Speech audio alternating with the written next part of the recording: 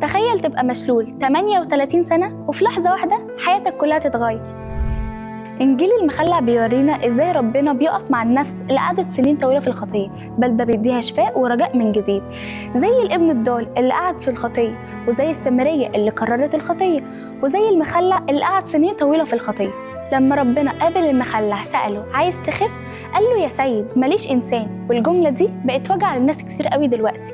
في ناس كتيرة بتقول كبار في السن مش لاقيين حد يسأل عنهم، أطفال في الشوارع متسابين ومهملين، مساجين منسيين، مرضى يئس منهم الكل، وناس سابت الكنيسة لأن مفيش حد افتقدهم، وناس نفسها ترجع الكنيسة بس مش لاقية اللي يشجعها. بس الشكوى واحدة، مش لاقيين إنسان. بس المفاجأة الحلوة بقى توبة للي ملوش إنسان، لأن المسيح بنفسه هيهتم بيه. محتاج شفاء، المسيح يشفي. محتاج غفران، المسيح يغفر. محتاج عزاء، المسيح يعزي. محتاج حاجة جديدة، المسيح يجدد لك. حتى لو الناس كلها نسيتك، المسيح عمره ما بينسى حد. فللي بيقول ماليش إنسان نقول له افرح لأن ليك المسيح، وأب حنون وطيب وموجود في كل وقت. الخلاصة المخلع بيقول لنا ما تيأس، خليك جنب البركة، خليك جنب الكنيسة، لأن ربنا قادر بكلمة واحدة يغير حياتك كلها.